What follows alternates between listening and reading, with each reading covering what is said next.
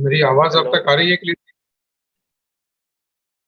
हाँ बिल्कुल सर, आपकी आवाज़ काफी लाउड और क्लियर एकदम, कोई प्रॉब्लम नहीं है sir. Thank you. Okay.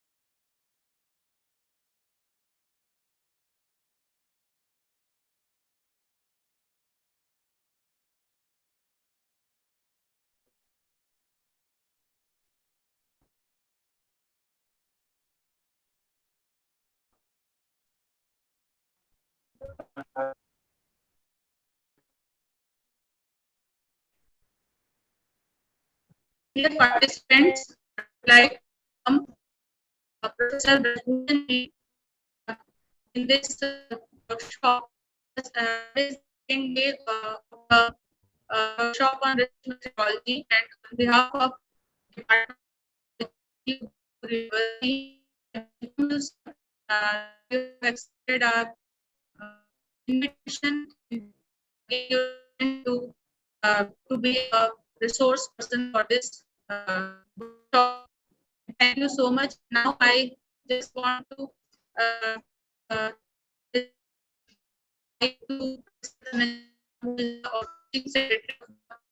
this workshop to speak for the next step. Thank you so much.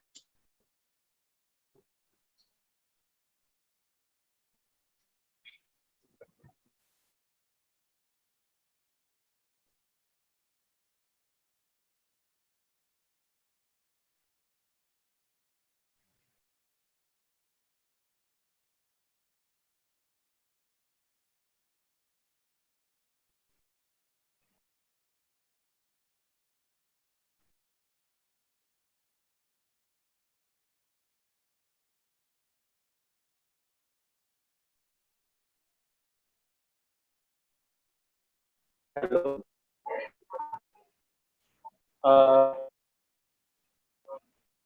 क्या मेरी आवाज़ सुनाई दे रही होगी सबको?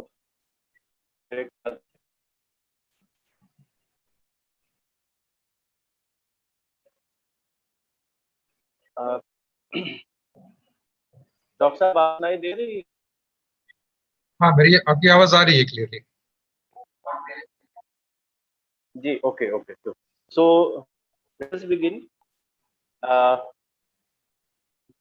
Dear participants, our today's resource person is Professor Braj Bhushan, and he is going to deliver his lecture on tools and techniques for behavioral studies. I think am I right, sir?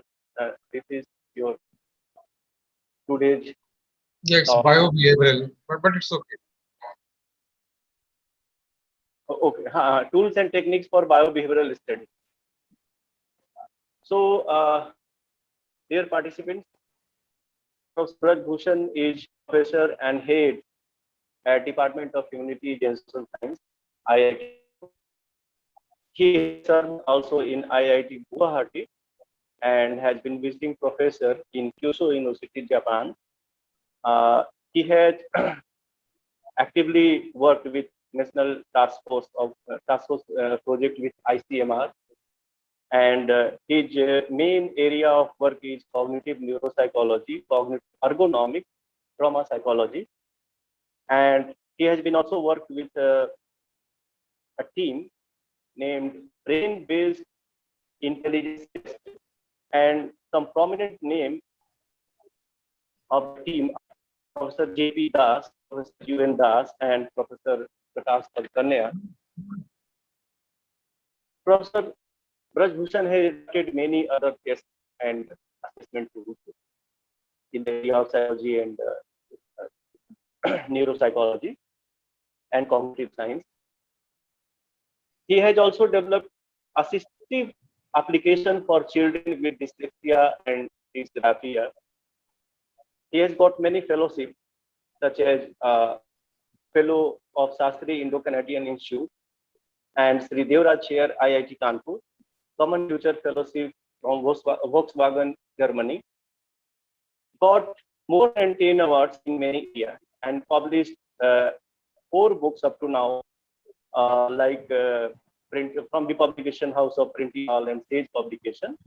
And he has more than book chapters in several edited volumes of report. He has published approximately 50 papers in several journals of international report. And other than this, he has produced a number of articles in conference proceedings, blogs, newspapers, symposia, and seminars. Up to now, he has supervised 2 PDF students. He has produced 8 PhDs, and there are several MPhil theses that he has supervised. So this is a very brief introduction about himself. With this note, I would like to request Professor Braj Bhushan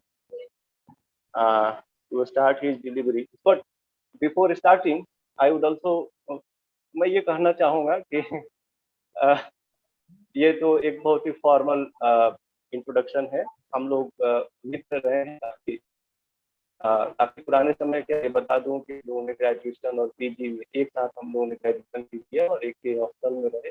करीब 6-7 साल तक हम लोग काशी हिंदू विश्वविद्यालय में रहे और आपके साथ को हम लोगों ने काफी एंजॉय किया है. तो ये भी एक इंट्रोडक्शन है जो मैं आप लोगों को बताना चाहूँ. तो it is now up to Professor Braj Bhushan sir. Thank you, Professor Dhananjay ji. Thank you, Professor Anubhuti Dubey ji. Am I audible? Yes, sir. Yes, sir. Okay.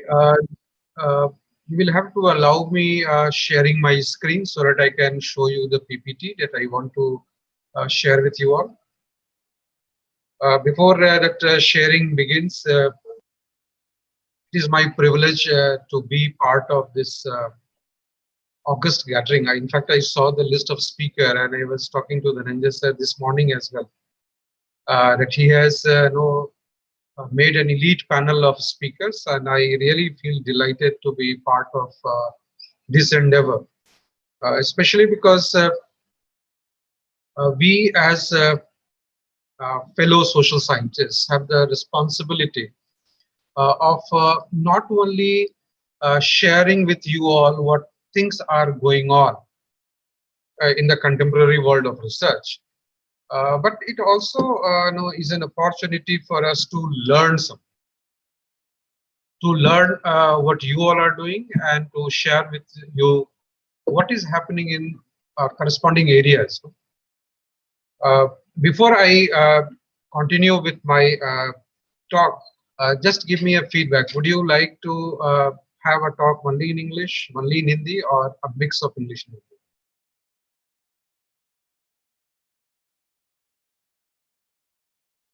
So, Dhananjay sir, you need to give me a feedback.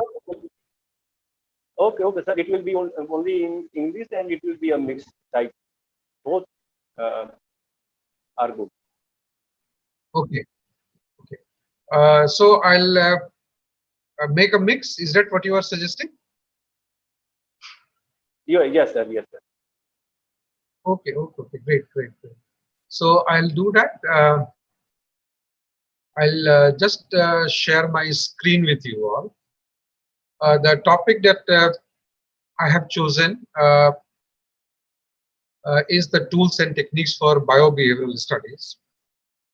The reason I thought that this will be an appropriate subject to interact with you all is that we come across large number of behavioral assessment tools. Predominantly, that is what is used in psychology, especially in this country, and within this country also in this part of the country. So I wanted to share with you that if you think of working on variables which are of importance for a behavioral scientist, or if you want to stretch it and make it something of significance for the whole lot of social scientists, my humble submission is that we cannot and should not be ignoring the biological side of it. Why do I say so? till now, if you look at the screen, no, you have human behavior, and we have a behavioral assessment tool. Largely, it would be some kind of questionnaires, schedules, inventories, based on which we come forward with a score. And again, we subject those scores to the data analytic techniques, and we come forward with some significant findings. This is, by and large, what happens in this part of the country. I must say that it happens in mostly, larger part of Asia rather. But when you look at people beyond social sciences, then you realize that their scientific temperament is far, far, far ahead of what we have been brought ourselves to, or we have been bringing ourselves to, or we have been reducing ourselves to. So my whole discussion for today is that fine, make a colorful image of the world so that it imitates the real world. Okay, the pencil sketch that you see of human being, okay, is only a pencil sketch. It doesn't represent the full truth. So the full truth of the body would be something like this. And psychology for years have been talking about the brain behavior aspect. I have chosen something that has to do with what we call as emotion or affective processes. In Europe, nowadays they call it emotion sciences. And if you go to the area of engineering, especially those who are in the area of machine learning, those who are in the area of artificial intelligence, those who work in the area of they use the word affective computing. Okay, so I have chosen this as a broader aspect. So I will be concentrating exclusively on affective process, and that too within affective process I have chosen to speak only and only on facial expression as a case study, right? But then my attempt is to make you travel. The trajectory would be that we will start from behavioral, and then we go to pure what we call geometric analysis, to neural behavioral biological analysis, and again complete the loop connecting the biological to the behavioral aspect. So this is the loop that I want to create at the end of 1 hour. Paul Ekman is of course known to all of us. He has talked about n number of things that has to do with emotion, and I would be exclusively talking about changes in the behavior, that too with respect to expressed behavior. And expressed behavior, either you can take face or you can take the gestures and the postures. This is what is phenotypically available.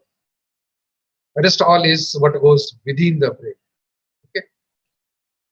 The reason I thought that I'll talk to you about this is also the fact that large part of our communication is through facial expression. 55%. This is what Mehrabian claimed. And if you look at the domains, research domains where you find people working in affective science, affective neuroscience, or affective processes per se, you will find people in behavioral sciences. We, the psychologists, come as part of the behavioral sciences larger domain. Pattern recognition, which is a part of both electrical engineering and computer science and engineering. Computer vision, which is again part of both, and the buzzword of the current time, that is artificial intelligence. What I would like to begin with is exclusively psychological, and then gradually making a mix of psychological and the engineering tools, then moving on to the medical application. And the primary reason once again is that you cannot be conducting the hardcore what we call biological techniques on all the participants. So you need behavioral tools. But the kind of behavioral tools that we use, most of them have been statistically validated, okay, but we don't know how it behaves when it is exposed to the brain, or rather I should say that when the brain is exposed to this stimuli, how the brain works. So because this is a program which has to focus on tools and on methods basically.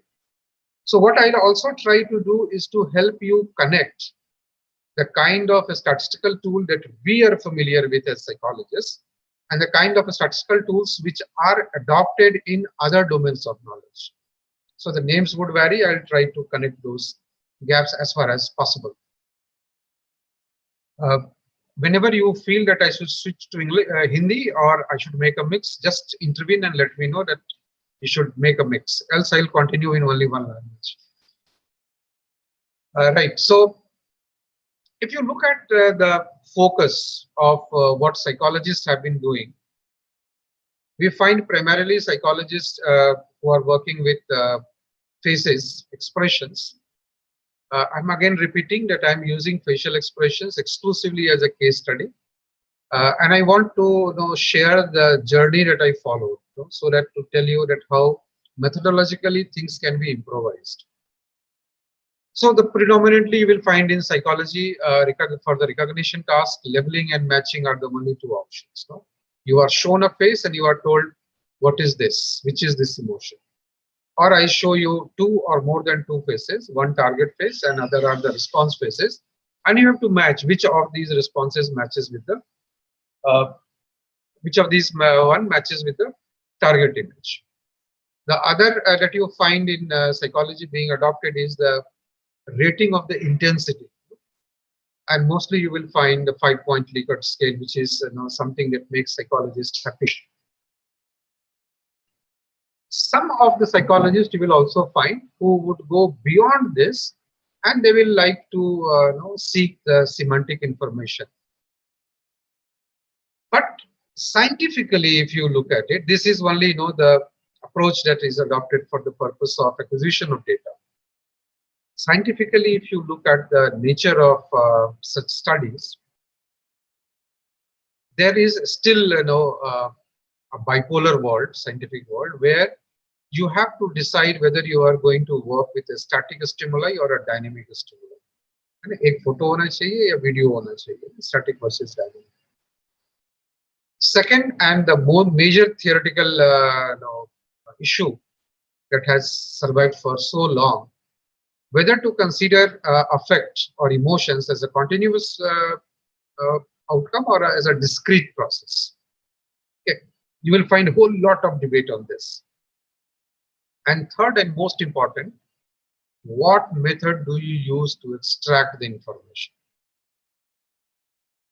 Okay, so I will focus on the different kinds of extraction methods that we used in a set of our studies, where we have gone for rating of intensity, where we have gone for labeling of the emotion, where we have also tried to make a mix of static versus dynamic. Okay. Now, make a shift. No, earlier we were talking about what is the predominant method adopted by psychologists. Let us look at the predominant method adopted by engineering sciences people. Remember, I'm taking only those who work on image-based analysis. So they also work on facial expression, it's recognition, but their idea is to work on system-supported recognition. Unlike psychologists, who will have a set of participants and then they will ask them to do the task. Okay, engineers would go for a system-supported recognition. Okay. Now, if you look at the current scenario, when you go to an airport, when you go to a shopping mall, when you go to any area which is supposed to be far more secured, you would realize that n number of cameras are put at place. Okay, mostly those are CCTV cameras. Okay, some of them are FR cameras, face recognition cameras. This is an upgraded, sophisticated version of the camera. But then at the back end, you realize that there is a human interface. Somebody looks at the output of those cameras. Okay, so this is something which is interesting, and therefore we as psychologists, if you have to walk along with the engineering sciences, then we need to understand what is being taken into account by engineers when they work on the system supported recognition of expressions, and we need to teach them also what as psychologists we have been able to find out. What engineers primarily focus is basically the image based analysis, and therefore they go for an extraction of the visual information. So they extract the visual information, unlike we as psychologists who say that you look at the face and then you label it or you match it. Okay?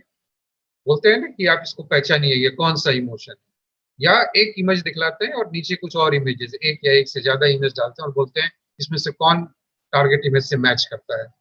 So ये labelling और matching का difference है।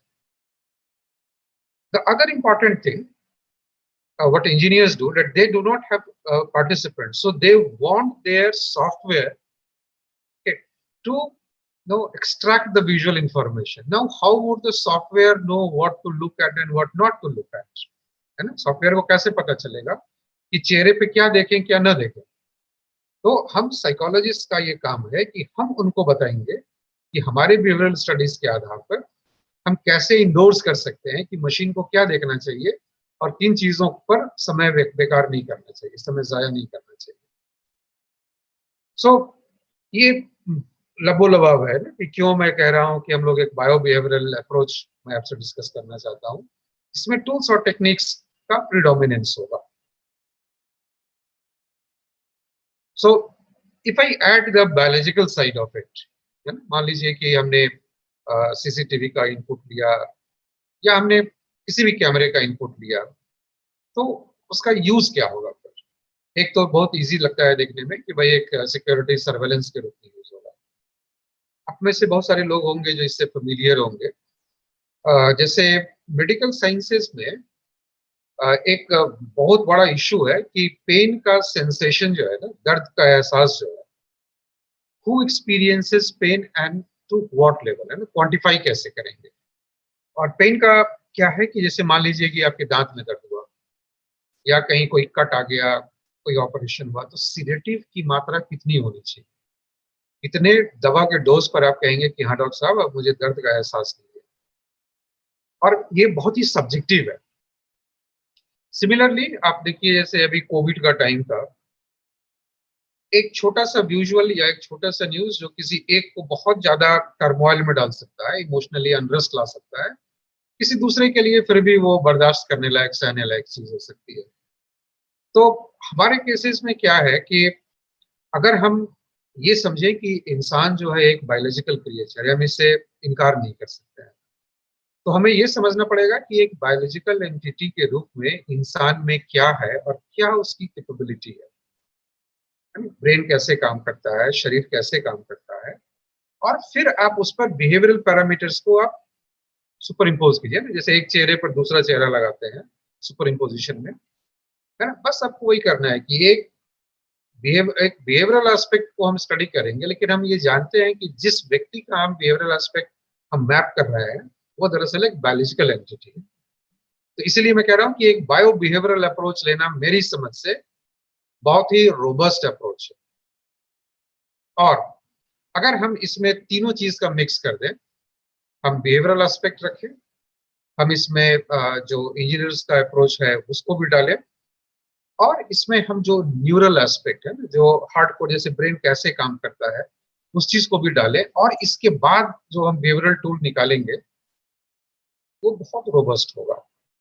मैं थोड़ा सा इधर जा रहा हूँ, आपसे एक चीज शेयर कर रहा हूँ। आप लोगों में से बहुत लोगों ने हल्स्टेड राइटिंग टेस्ट बैटरी सुना होगा, है ना, और आप सब लोग वाकिफ हैं Brodmann area of classification. Now Halstead Reitan ने क्या किया, हम लोग जैसे टेस्ट बनाते हैं ना, आइटम जनरेट किया, फिर हम लोग स्टैटिस्टिकल टेक्निक अप्लाई करते हैं ना, फैक्टर एनालिसिस इस्तेमाल करते हैं, या फैक्टर लोड देखते हैं, क्रॉस लोड देखते हैं, और इसके आधार पर आप फैक्टर्स डिफाइन करते हैं और आइटम्स ऐड आप रिटेन करते हैं या ड्रॉप करते हैं। यही हम लोग करते हैं फैक्टर एनालिसिस में। हल्स्टेड राइटर ने क्या किया, उन लोगों ने जो भी आइटम्स थे उनके टेस्ट के, उन सारे आइटम्स को उन्होंने उन लोगों पर कंडक्ट किया जिनमें वो एरियाज डैमेज्ड थे। और इस तरह से उन्होंने डबल इंडोर्स किया, इस तरह से उन लोगों ने डबल इंडोर्स किया कि ब्रॉडबैंड एरिया जो है, ब्रॉडबैंड एरिया और जो एक्चुअल जो बिहेवियरल मेजर है, तो बायोलॉजिकल मेजर और बिहेवियरल मेजर कितना हद तक ओवरलैप करता है। और इसीलिए, हालांकि मैंने देखा नहीं है बहुत सारे थीसिस में या पेपर्स में इंडिया में लोगों को हॉलस्टिड रैटन बैटरी इस्तेमाल करते हुए, but one of the most robust tools है, क्योंकि उन्होंने ठीक यही अप्रोच अपनाया जिसकी मैं अभी चर्चा कर रहा हूँ, बहुत पहले। तो मैं क्या करना चाह रहा हूँ आपके साथ, मैं आपके साथ शेयर करना चाहता हूँ कि एक लेबलिंग है, रिकॉग्निशन है, आइडेंटिफिकेशन है, ये हमारा टास्क है। और हम जानते हैं कि ब्रेन एक सर्टेन वे में काम करता है, हम जानते हैं कि बिहेवियर एक सर्टेन वे में काम करता है, और फिर इस तरह से हम इस पूरे प्रोसेस को समझने की कोशिश करेंगे।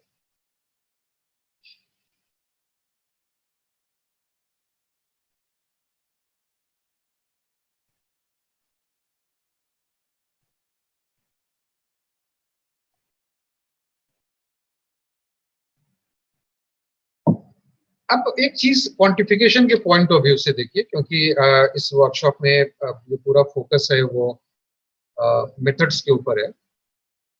हमारे बिहेवियरल स्टडीज में हम लोग दो चीजों को बहुत फोकस करते हैं। अगर हम प्योरली फेशियल एक्सप्रेशन को अगर लेते हैं, तो एक है कि आपका एक्यूरेसी लेवल कितना था, और दूसरा कि अगर आप बहुत और एक पैरामीटर उसमें जोड़ना चाहें, वेरिएबल जोड़ना चाहें, तो रिस्पॉन्स टाइम क्या था। हमारा पूरा का पूरा जो फोकस है, क्योंकि हम जो टूल्स अप्लाई करते हैं वो हमको और कुछ अलाउ ही नहीं करता है।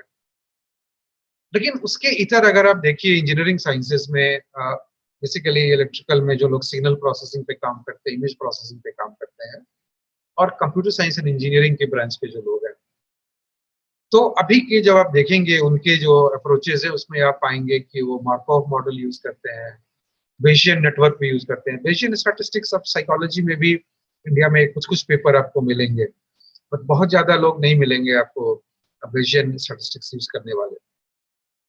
जो सपोर्ट वेक्टर है इसको यूज करने वाले, नेटवर्क एनालिसिस होता है ना, और आर्टिफिशियल न्यूरल नेटवर्क जिसकी आजकल बहुत चर्चा होती है। तो ये बहुत बड़ा अंतर है अगर आप देखिए कि जो अप्रोच हम अपना रहे हैं और जो अप्रोच आज के समय में जो लोग ऑटोमेटेड नेटवर्क पे काम कर रहे हैं जो वो अपना रहे हैं। सो जो मेरी कोशिश है वो ये कि मैं आपको एक बायो बिहेवियरल ट्रेजेक्टरी समझाऊं, इमोशन का केस स्टडी लेकर के, और उसमें भी इमोशन में मैं केवल फेशियल एक्सप्रेशंस पर फोकस कर रहा हूँ।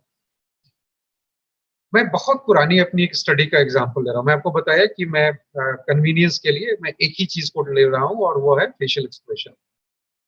2006 में एक पेपर मैंने पब्लिश किया, half gateway to the whole.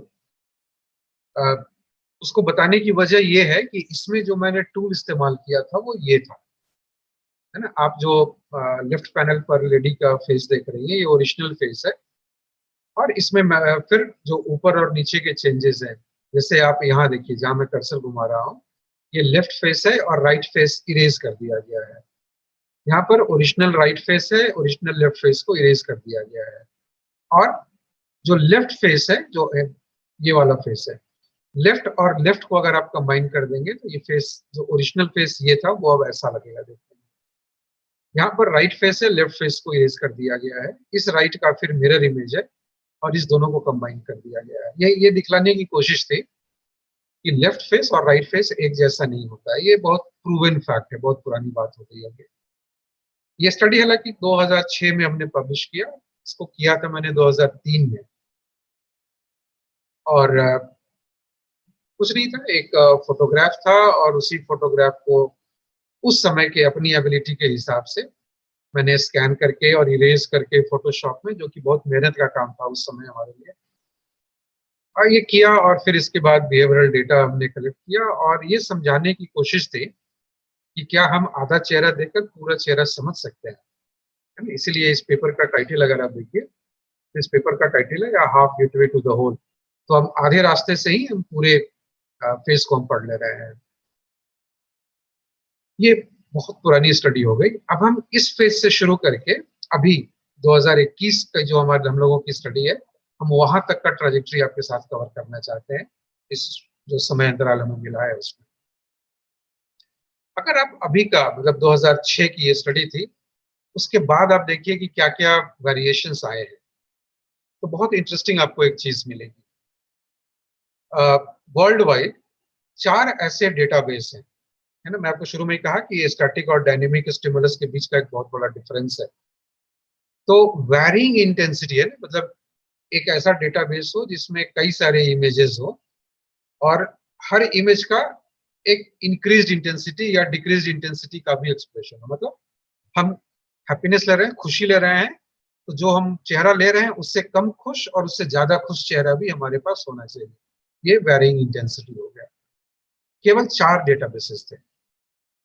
एक डेटाबेस 2005 में बना, एक 2007 में, एक 2011 में और एक 2012। और हम लोग क्योंकि ऑटिज्म पर स्टडी कर रहे थे, तो हम लोगों ने फिर ये प्लान किया कि हम लोग एक दूसरा डेटाबेस भी बनाएंगे। लेकिन जो मैं आपसे शेयर अभी करना चाह रहा हूँ उस पर मैं थोड़ी देर बाद आऊंगा कि वैरिंग इंटेंसिटी का डेटा इंडियन कॉन्टेक्स्ट में एक भी नहीं था।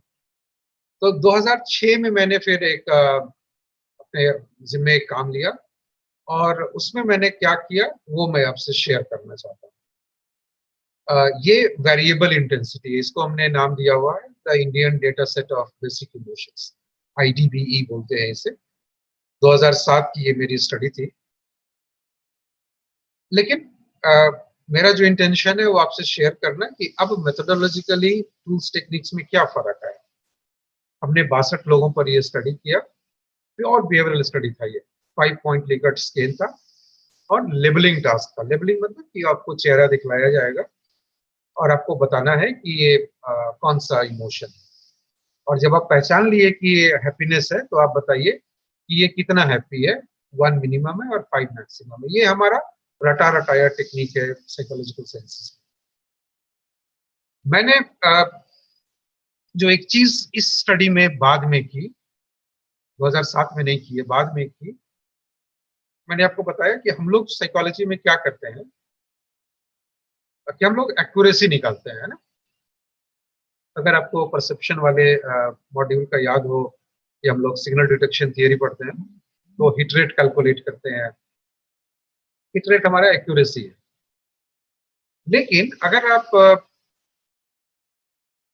मतलब बहुत ही इंटेंसली आप देखें कि क्या अल्टरनेट वे भी है इसको करने का, बहुत कम लोग स्टडीज में है ये रिपोर्टेड, लेकिन आपको मिलेगा कि 5 और भी इंडेक्सेस हैं, है ना। एक्यूरेसी के अलावा हमने केवल क्या किया, राइट रॉन्ग निकाला कि मान लीजिए हमने हैप्पी फेस दिखलाया और किसी ने कहा कि नहीं साहब ये न्यूट्रल है, तो वो रॉन्ग हो गया रिस्पॉन्स। या हम दूसरा ये कर सकते हैं कि आपने कितना टाइम लिया इसको बताने में। हमारे पास ऑप्शन है 5 अलग और चीजों को कंप्यूट करने का। वो है कि हम आइडियोसिंक्रेटिक हिट रेट निकाल सकते हैं, अनबायस हिट रेट निकाल सकते हैं, है ना, डिफरेंशियल एक्यूरेसी निकाल सकते हैं, करेक्टेड हिट प्रोबेबिलिटी निकाल सकते हैं और फाइनली हम इंडेक्स ऑफ एक्यूरेसी निकाल सकते हैं, है ना। तो ये जो डेटाबेस था हम लोगों ने बस टेंटेटिवली, मैंने उस समय में, बहुत पुरानी स्टडी हो गई, तो 62 लोगों की स्टडी थी, लेकिन प्योर बिहेवियरल स्टडी था ये।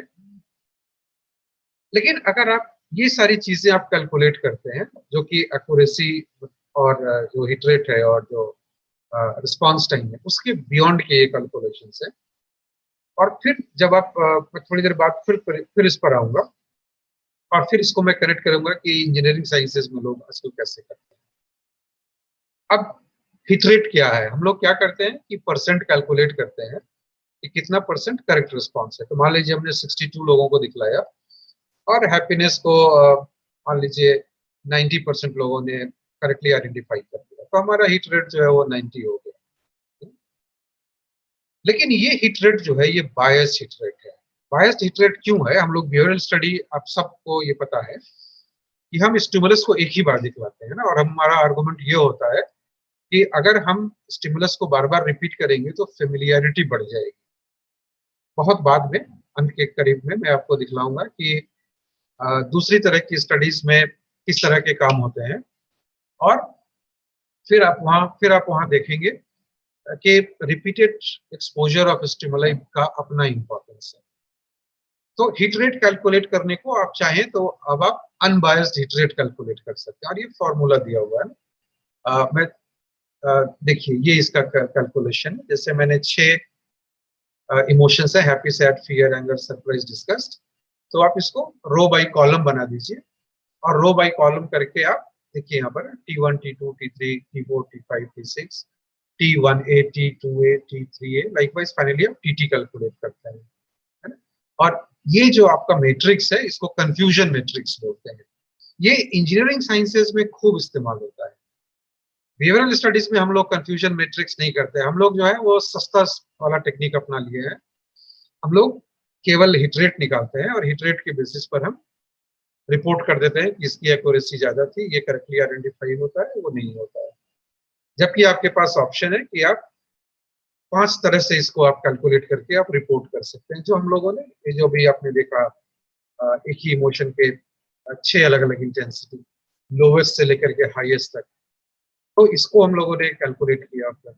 तो ये एक ऑप्शन है, मुझे लगता है कि इसको अडॉप्ट किया जाना चाहिए, ताकि आप दुनिया के बाकी साइंसेस के पैरेलल चल सके, और इंजीनियरिंग साइंसेस भी समझे कि नहीं नहीं, आप साइकोलॉजिस्ट की भाषा भी वही है जो हम अडॉप्ट करते हैं, और आपकी फाइंडिंग्स भी वही बताती है जो हम बताते हैं।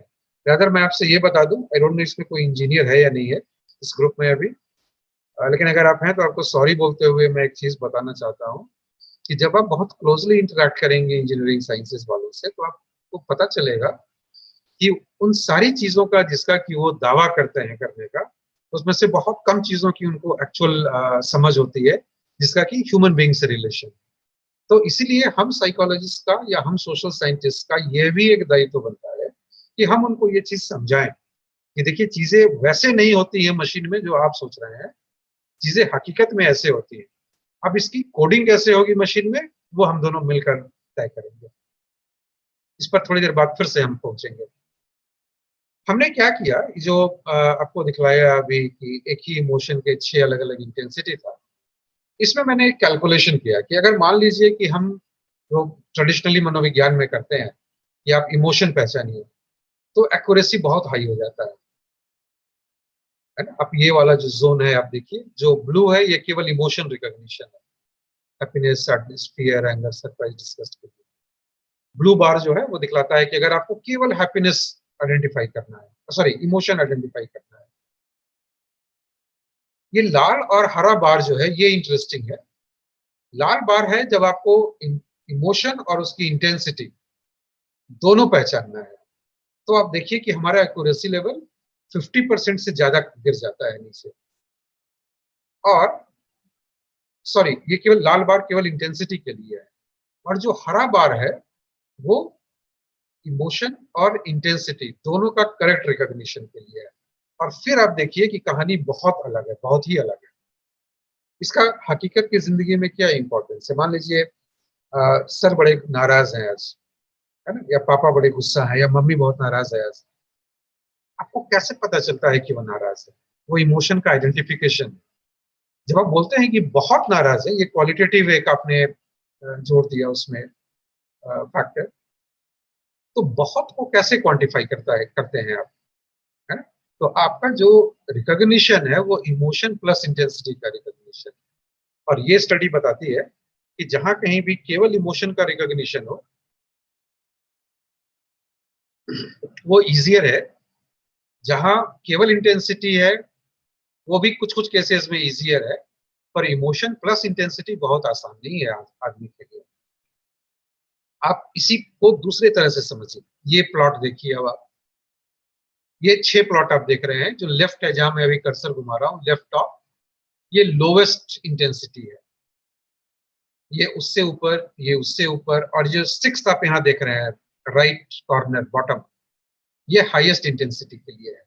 आप देखिए जैसे जैसे इंटेंसिटी बदल रही है ना, हमारे रिस्पॉन्सेज भी बदल रहे हैं। इसका मतलब है कि अति चीरित जब आप सुख से होते हैं, अति पीड़ित जब आप दुख से होते हैं, रिस्पॉन्स एक ही जैसा नहीं रहता है। ये कितना अति है, ये चीजें वैरी करती हैं। तो इसीलिए हम जब क्योंकि मैं केस स्टडी के रूप में केवल facial expression as a stimuli ले रहा हूँ, तो facial expression as a stimuli जब हम लेते हैं तो हमें ये समझने की जरूरत है कि हम इसमें जो इंटेंसिटी है और जो mix of expression in and intensity है, हम लोग इसको कॉम्प्रोमाइज नहीं कर सकते हैं। मैंने काफी समय इस पर बिताया, तो चलिए अब हम दूसरे एस्पेक्ट पर आते हैं। दूसरा एस्पेक्ट एक यह है समझना कि जब हम चेहरे को देखते हैं, मान लीजिए कि हमने आपके चेहरे को देखा, हमने क्या देखा, अब हम कैसे पता करें कि हमने देखा क्या? हम तो कहते हैं कि भाई ये स्टिमुलस है, और हम बिहेवियरल साइंसेज में ट्रेडिशनली हम ये अस्यूम करते हैं कि आपने पूरा चेहरा देखा। हकीकत क्या है? तो मैं एक टेक्निक पर आता हूँ। इस टेक्निक को आई ट्रैकिंग टेक्निक बोलते हैं। आई ट्रैकिंग कुछ नहीं है, बेसिकली इंफ्रारेड कैमरा है जो आपके आईबॉल्स को ट्रैक करता रहता है, जो आंख की पुतली हमारी है उसको ट्रैक करता रहता है। अब आप देखिए, ये जो 6 इमोशन के जो आपने देखे हैं यहाँ पर ना, ये 6 एग्जैक्टली यही है, कलर्ड इमेजेस हैं, यहाँ पर फर्क इतना ही है। ऊपर में ये स्टिमुलाई है, लोवेस्ट इंटेंसिटी, और ये हाईएस्ट इंटेंसिटी। ये जो आप बबल देख रहे हैं यहाँ पर, ये बबल दरअसल आई ट्रैकिंग टेक्नोलॉजी की भाषा में बोलते हैं कि ये स्कैन पार्ट है।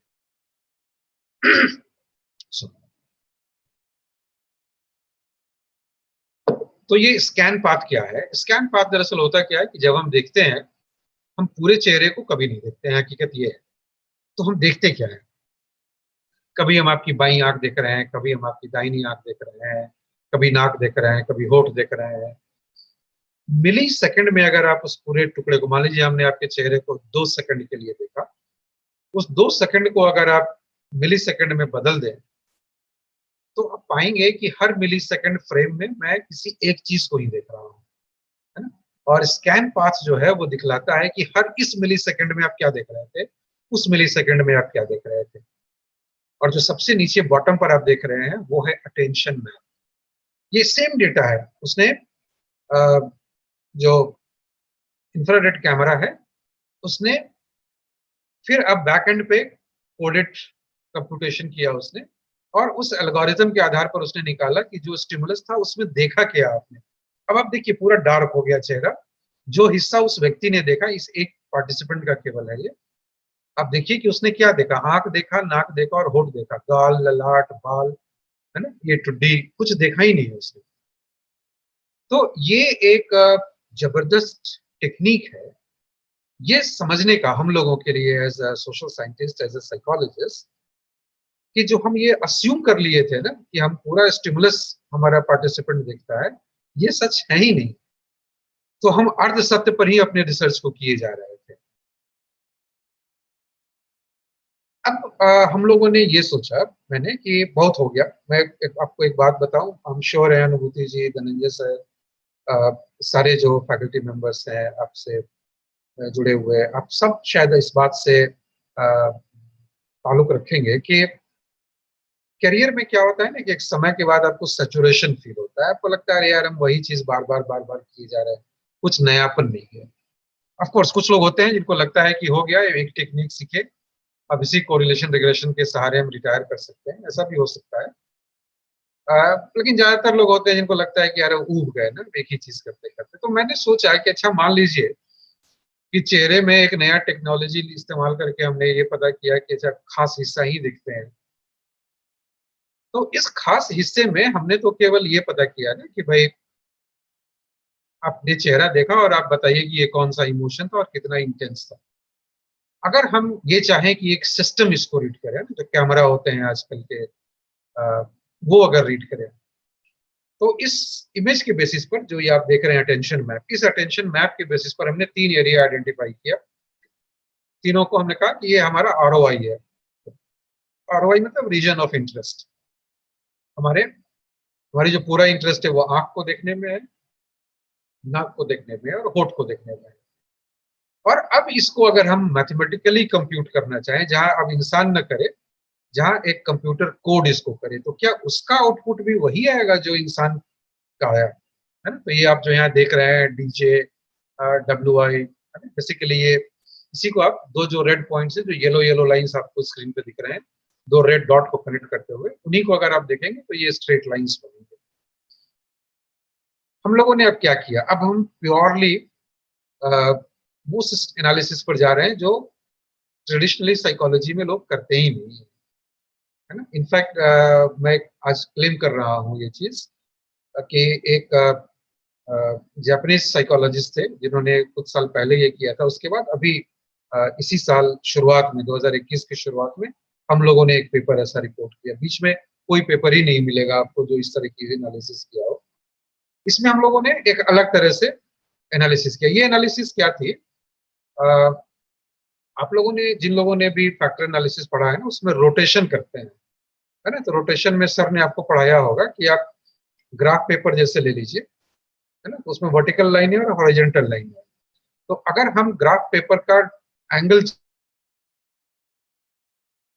चेंज कर दें ना, टेढ़ा मेढ़ा इस तरह से अगर हम घुमाने लगे, तो हम जिस भी एंगल पर हम हॉरिजॉन्टल वर्टिकल लाइंस को हम मूव करेंगे, है ना, तो हम रोटेट करके हर फैक्टर को रोटेट करके चेक करते हैं ना। इसीलिए वेरिमेक्स रोटेशन या ऑब्लिक रोटेशन, रोटेशन के अलग अलग टेक्निक्स है जो इस्तेमाल करते हैं स्टैटिस्टिक्स में।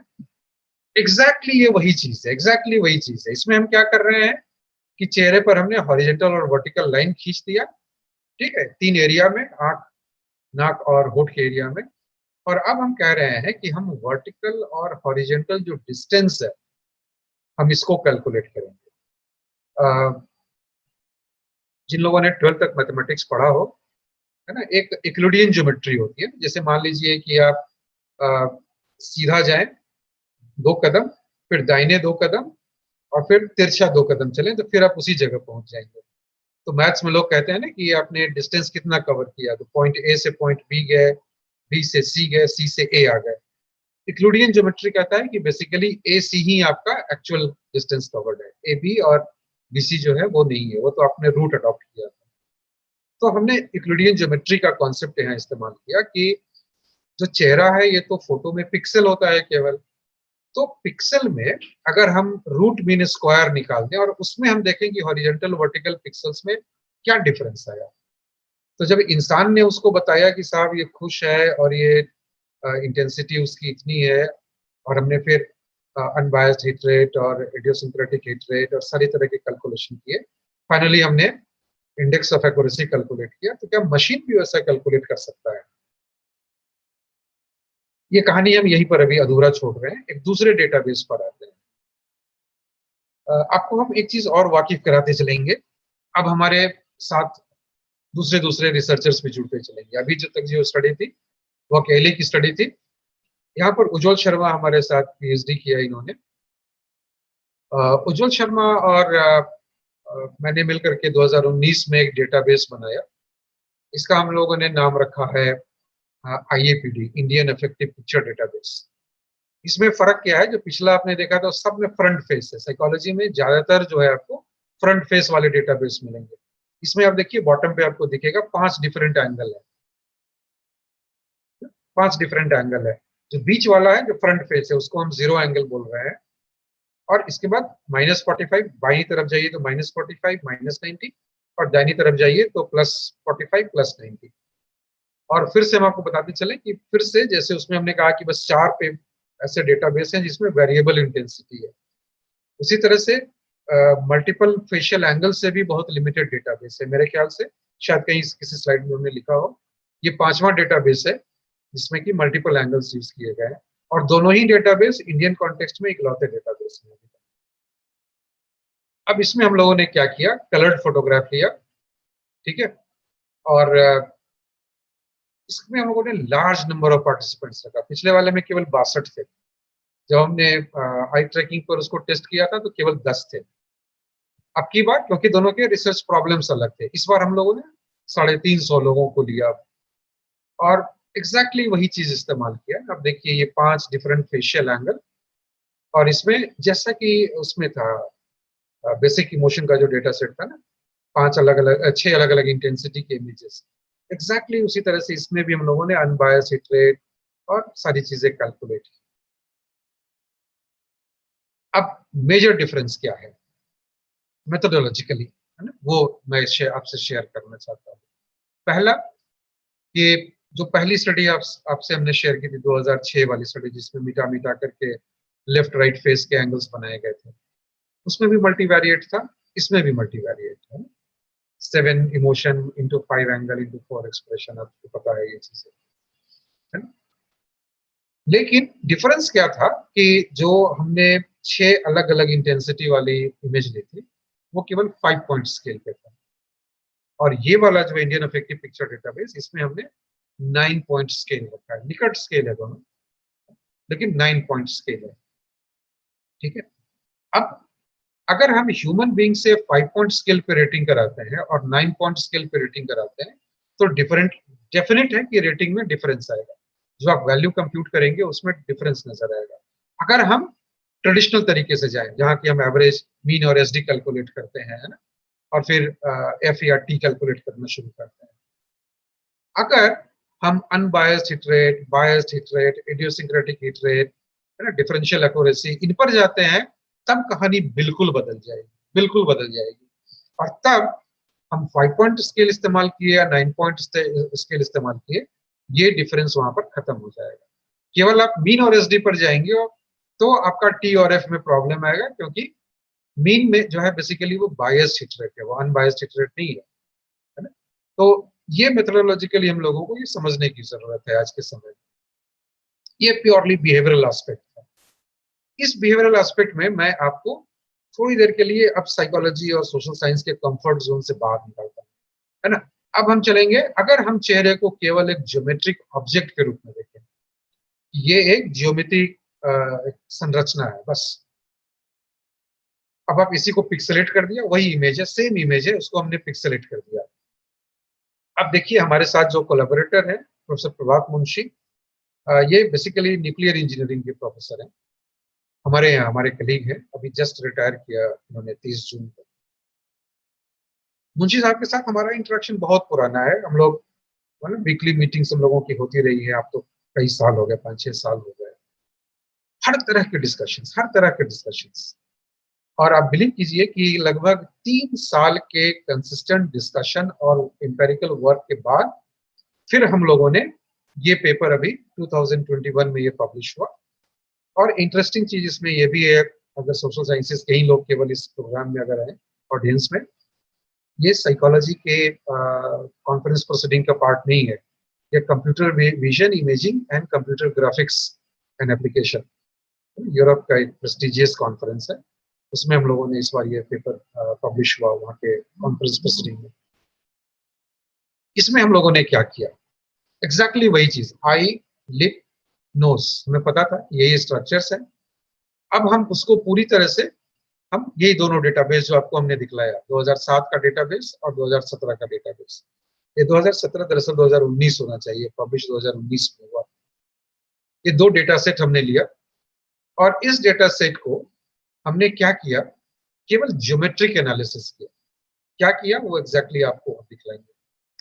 उसके पहले हम आपको बताएं कि जो थियोरेटिकल फाउंडेशन था उसका, वो ये नहीं कि आदमी क्या अपना रिस्पांस रेट दिखलाता है, उसका मीन और एसडी क्या आता है, ये हमारा इश्यू नहीं था। हमने कहा कि हम फ्रैक्टल ज्योमेट्री कैलकुलेट करें, फ्रैक्टल डायमेंशन। फ्रैक्टल डायमेंशन क्या है, आप जैसे नीम के पौधे को देखिए, मैं एक एग्जांपल ले रहा हूँ। जैसे नीम का पेड़ है ना, उसमें एक टहनी होगी, उसमें छोटी छोटी टहनियां निकली होंगी, और हर टहनी में दोनों तरफ, लेफ्ट राइट दोनों तरफ पत्तियां निकलती हैं। और हर पत्ती को आप देखें तो बीच में एक वेन होता है, और दोनों तरफ उसके छोटे छोटे छोटे छोटे वेन्स निकले होते हैं। इसको सेल्फ सिमेट्री बोलते हैं, है ना। सेल्फ सिमेट्री का मतलब हुआ सेल्फ सिमिलैरिटी, कि बड़े से बड़े स्तर पर और छोटे से छोटे स्तर पर हकीकत में इसके, इस ऑब्जेक्ट का जो नेचर है वो सिमेट्रिकल है। तो हमारा चेहरा पासपोर्ट साइज बना दीजिए, फुल साइज, पोस्टर साइज, बड़ी सी मूर्ति बना दीजिए, वही रहेगा। तो फ्रैक्टल ज्योमेट्री के हिसाब से अगर हम कैलकुलेट करें, और अगर हम सेल्फ सिमिलैरिटी का प्रिंसिपल वहां होता है, तो हम क्या, हमारा चेहरा भी वैसा ही है। और अगर ऐसा चेहरा है तो क्या, जो जब हम उसको पिक्सल में कन्वर्ट करते हैं इमेज में, फोटो एनालिसिस या वीडियो एनालिसिस के लिए, तो क्या सिस्टम को उसी तरह से रीड करना चाहिए जैसा अभी हम लोग डिस्कस कर रहे थे। मैंने आपसे कुछ देर पहले बताया था कि एक जापानीज ग्रुप है ताकेहारा, इन्होंने 2002 में ये स्टडी पब्लिश की जिसमें उन्होंने भी फ्रैक्टल डायमेंशन इस्तेमाल किया था ह्यूमन फेस के लिए। ताकेहारा के बाद से 2002 की उस स्टडी के बाद उन्होंने 2-3 और स्टडी पब्लिश किए हैं। उसके बाद ताकेहारा के इस स्टडी के बाद से सीधा 2021 इस साल हम लोगों ने पेपर पब्लिश किया। साइकोलॉजी में लोगों ने फ्रैक्टल डायमेंशन को इस्तेमाल नहीं किया। एक रीजन हो सकता है क्योंकि आप फ्रैक्टल डायमेंशन तभी इस्तेमाल करेंगे जब आप इससे फेमिलियर हो, प्लस आप ये रिस्क लेने को तैयार हो कि जिस मेथड को हमने सीखा है अपने बीए, एमए और पीएचडी के दिनों में और करियर के शुरुआत के दिनों में, अब हम उसको डंप करके नई टेक्निक की तरफ बढ़ेंगे। रिस्क है उसमें, लेकिन अगर लेने को तैयार है तो फिर इस तरह की चीजें सामने आएंगी। अब देखिए इसमें हम लोगों ने क्या किया, हमने वेरिएबल इंटेंसिटी लिया पुराने डेटाबेस का और इस नए वाले डेटाबेस का हमने वेरिएबल एंगल लिया, और ये वर्टिकल और हॉरिजॉन्टल डिस्टेंस हमको कैलकुलेट करना है। मैं फॉर्मूला पे नहीं जा रहा हूँ। यहाँ देखिए जो नीचे जो डी लिखा हुआ है, ये एग्जैक्टली अगर आप याद करें तो सिग्नल डिटेक्शन की जो थियरी है ना, वहाँ जो डी प्राइम जैसे कैलकुलेट करते हैं, है ना, इंटेंसिटी का जो सिग्नल का स्ट्रेंथ का वेरिएशन कब कैलकुलेट करते हैं सिग्नल डिटेक्शन में, बहुत हद तक मिलता जुलता है, बहुत हद तक मिलता जुलता है। वहां यहाँ पर केवल हम डिस्टेंस निकालते हैं, बस इतना ही का फर्क है। अब देखिए, अब हम पिक्सल डिफरेंस निकाल रहे हैं, रूट मीन स्क्वायर हमने कर दिया केवल उसका, ठीक है, बहुत सिंपल फॉर्मूला है। और फिर हम फर्दर उसका जो आरएमएस पिक्सल डिफरेंस है, अब हम पिक्सल्स के बीच का जो डिफरेंस है उसको अब हम रूट मीन स्क्वायर कर रहे हैं। ये अनबायस्ड हिट रेट वही है जो हम लोगों ने शुरू में देखा था, पहले वाले डेटाबेस में फिर दूसरे वाले डेटाबेस में, ये कंसिस्टेंट है अभी भी। और ये जो अनबायस्ड हिट रेट का फॉर्मूला है, वॉगनर की 1993 की एक स्टडी है, उसमें आप देखेंगे तो इन्होंने पहली बार इन्होंने ये रिपोर्ट किया है कि साइकोलॉजिस्ट को ऐसा करना चाहिए। Wagner himself was a psychologist, लेकिन इसको लोगों ने बहुत तरजीह उस समय नहीं दिया साइकोलॉजिकल साइंसेस में। जब आप इंजीनियरिंग साइंसेस देखेंगे तो वो लोग अनबायस्ड हिट रेट को ज्यादा वो प्रेफर करते हैं, हम लोगों वाले टेक्निक को वो मानते हैं कि इसमें फुल ऑफ डाउट्स है। और ये वो कंफ्यूजन मैट्रिक्स है जो हम शुरू में भी आपको दिखला रहे थे, तो ये कंफ्यूजन मैट्रिक्स है जो तैयार किया जाता है। इलेक्ट्रिकल इंजीनियरिंग वाले, कंप्यूटर साइंस इंजीनियरिंग वाले इस्तेमाल करते हैं। साइकोलॉजी में वॉगनर ने प्रपोज किया, हम लोगों ने अभी अपने 2019 वाले पेपर में इसको इस्तेमाल किया, 2021 वाले पेपर में इस्तेमाल किया, शायद आगे आने वाले पेपरों में भी इस्तेमाल करेंगे इसका। बस अगर आप चाहें, आपको ये टेक्निक अगर सुटेबल लगे तो केवल मीन एसडी कैलकुलेट करने की बजाय आप इस टेक्निक को अडॉप्ट कर सकते हैं। तो अब देखिए लबोलबाब ये है कि ये हमारे 2 हो गए। अब देखिए, अब एक तीसरी चीज पर आइए। आप सब लोग वाकिफ हैं कि पॉल एकमैन ने एक्शन यूनिट्स की चर्चा की थी। अब एक्शन यूनिट्स के लिए आजकल तो उनके ओपन फेस सॉफ्टवेयर आता है अब, है ना, कोई भी फोटो आप डाल देंगे, डायनेमिक अगर है तो वो अपने आप एयू कैलकुलेट करके बता देगा। हार्वर्ड वालों ने उसको ऑनलाइन भी कर दिया अभी अपना एक वर्जन। हम लोगों ने ये सोचा कि देखिए एयू तो मेरे पास भी वो सॉफ्टवेयर हम करेंगे तो वो एयू बता देगा, तो फिर हमारी स्टडी बेसिकली हम पॉल एकमैन को इंडोर्स कर रहे हैं कि एकमैन साहब आप महान थे, वाकई महान थे, उन्होंने बहुत बहुत ही मतलब सेलिब्रेटेड काम किया, लेकिन फिर हमारा क्या इंडिविजुअल कंट्रीब्यूशन है अपने डेटाबेस के थ्रू। तो हम लोगों ने कहा कि भाई हम भी एक्शन यूनिट से उसको मैच कराएंगे, लेकिन अपने फ्रैक्टल ज्योमेट्री को इस्तेमाल करते हैं। आप जो यहाँ पर राइट हैंड साइड में इमेज देख रहे हैं, जो ग्राफ प्लॉट किया हुआ है, ये वही 6 इमोशन है और ये 6 इंटेंसिटी है ना। ये जो आपने यहाँ देखा ऊपर वाला जो है ना वेरिएबल इंटेंसिटी, ये वही वेरिएबल इंटेंसिटी है। अब हम लोगों ने क्या किया, मैं बहुत जल्दी में करूंगा, 12:30 हो चुका है, ज्यादा वक्त नहीं लूंगा। हम लोगों ने हैप्पी के लिए एनालिसिस किया। अब आप देखिए, मैं जल्दी जल्दी कर रहा हूँ। ये देखिए, ये लोवेस्ट इंटेंसिटी है, उससे ज्यादा, उससे ज्यादा, उससे ज्यादा, उससे ज्यादा और ये सबसे ज्यादा।